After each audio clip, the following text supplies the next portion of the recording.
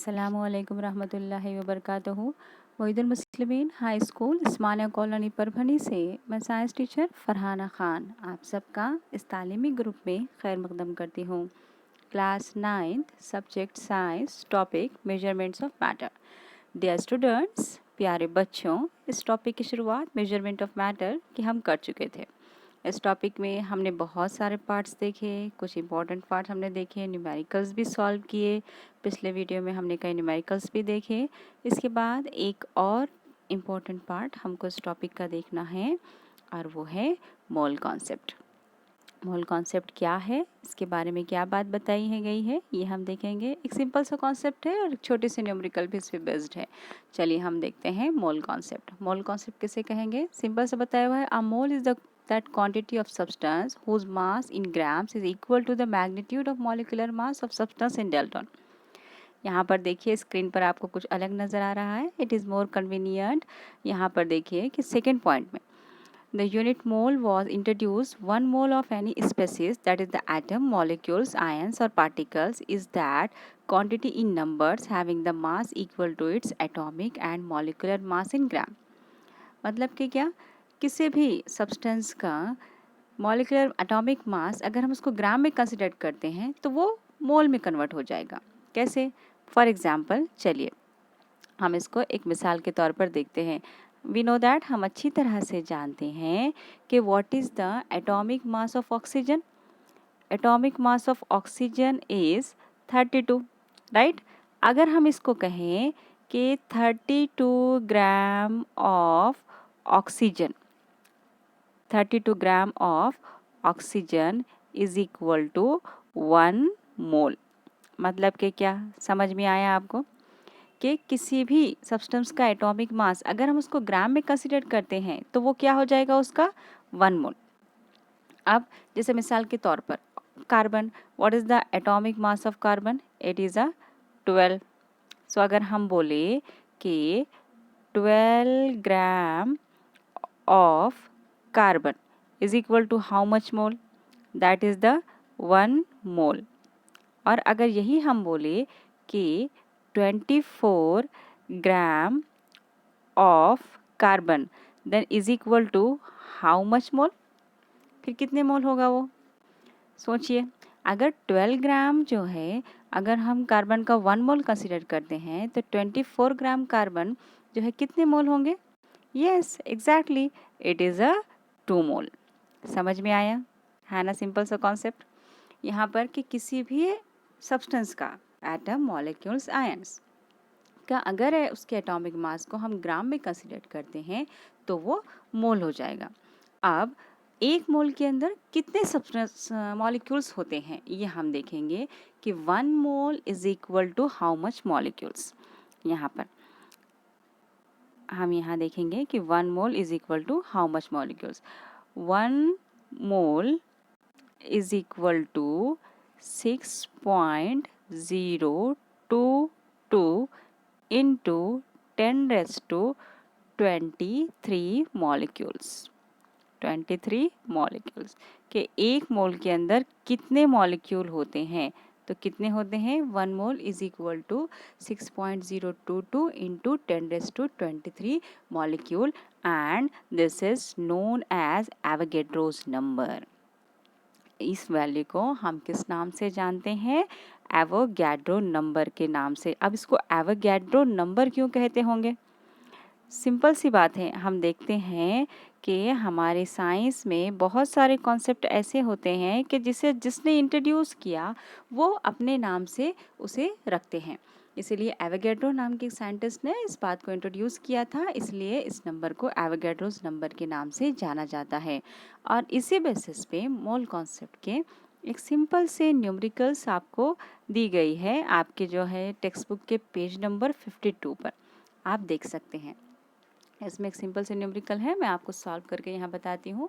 Question दिया गया है बुक में, how many molecules are there in 66 gram of carbon dioxide. क्या बता रहा वो कि 66 ग्राम कार्बन डाइऑक्साइड के अंदर कितने मॉलिक्यूल्स होंगे, ये हमको सिंपल सा मालूम करना है। आपके टेक्स्ट बुक में यहाँ पर फॉर्मूला भी दिया गया है। अब देखिए यहाँ पर फॉर्मूला है number of moles in given CO2। यहाँ पर फॉर्मूला है नंबर ऑफ मोल्स। पहले हम नंबर ऑफ मोल्स मालूम करेंगे कि कितने हैं इसके अंदर। नंबर ऑफ मोल्स किसके? Number of moles of carbon dioxide CO2 के लेंगे हम इज इक्वल टू, यहाँ पर फॉर्मूला है मास इन ग्राम। अब किसका मास लेंगे? किसका हमको पूछा गया है? मास ऑफ कार्बन डाइऑक्साइड। क्या में कंसिडर करना है उनको? हमें ग्राम में कंसिडर करना है। डिवाइडेड बाय, यहाँ पर क्या है? Molecular mass.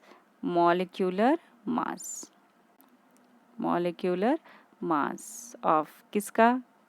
कार्बन डाइऑक्साइड का। अब देखिए यहाँ पर मॉलिक्यूलर मास क्यों दिया गया है? क्योंकि carbon dioxide it is a molecule, ये एक मॉलिक्यूल है क्योंकि इसके अंदर कार्बन और ऑक्सीजन दोनों है, इसलिए यहाँ पर हम लेंगे इसका molecular mass of carbon dioxide. अब यहाँ पर देखिए number of moles is equal to, यहाँ पे mass of carbon dioxide in gram हमारे पास बुक में दिया गया है। कितना दिया गया है? 66 ग्राम। यहाँ पर divided by molecular mass carbon dioxide का कितना है? इससे पहले कि हमने आपको बोले थे कि मॉलिक्यूलर मास आपको ये आगे भी आ सकता है। तो यहाँ पर देखिए अब हम यहाँ पर शॉर्टली निकालने की कोशिश करेंगे। इसमें क्या मौजूद है? कार्बन और ऑक्सीजन। यहाँ पर कार्बन का एटॉमिक मास कितना है? 12। ऑक्सीजन का कितना है? 16। यहाँ पर कितने नज़र आ रहे हैं? 2। तो यहाँ पर कितने लेंगे हम? 32। अब यहाँ पे 32 अगर हम ले लेते हैं तो 2 + 2 = 4 एंड 1 + 3 = also 4। तो कितना होगा? 44। तो यहाँ पर हम क्या लेंगे? 44। इसको हम थोड़ा सा रब कर देते हैं आगे के स्टेप के लिए। यहाँ पर देखिए तो यहाँ = नंबर ऑफ मोल्स लेंगे हम, नंबर ऑफ मोल्स ऑफ किसका लिए हमने? कार्बन डाइऑक्साइड CO2 का कितना आया था? 66 अपॉन कितना आया था? 44। अब यहाँ पर 66 अपॉन 44 अगर हम इन दोनों को डिवाइड करते हैं तो यहाँ पर हमारे पास आंसर क्या आएगा बेटा? = आएगा यहाँ पर 1.5। अब यहाँ पर ये 1.5 कैसे आया? आप जो है 11 का टेबल आसानी से जानते हैं। 11 4 ज़ार 44, 11 6 ज़ार 66 आ गए यहाँ पर। अब क्या आ गया? ये 6/4। तो यहाँ पर 2 2 ज़ार 4 एंड 2 3 ज़ार 6 = यहाँ पर फिर क्या आ गया? = 3/2। 2 1 ज़ार 2, 2 1 ज़ार 2, पॉइंट लगाए 2 5 ज़ार 10 आ गया ये 1.5। तो यहाँ पर 1.5 क्या आया? ये मोल आए। हमको क्या मालूम करना है? मॉलिक्यूल्स।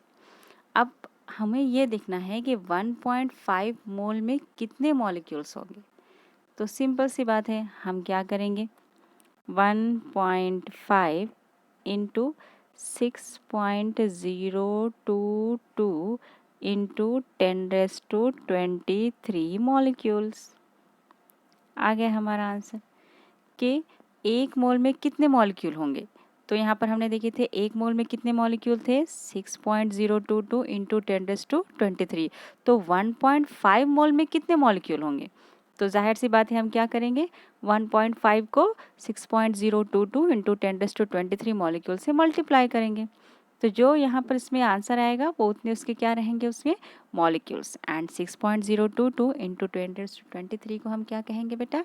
Avogadro's number. है ना सिंपल से न्यूमेरिकल्स, बहुत आसान है। आप इसको 1 से 2 मरतबा देखिए, आपको आसानी से समझ में आ जाएगी। ठीक है, आज के लिए इतना काफ़ी है। इसके आगे का इंशाल्लाह हम नेक्स्ट टाइम देखेंगे। तब तक के लिए दीजिए इजाज़त। अल्लाह हाफ़िज़।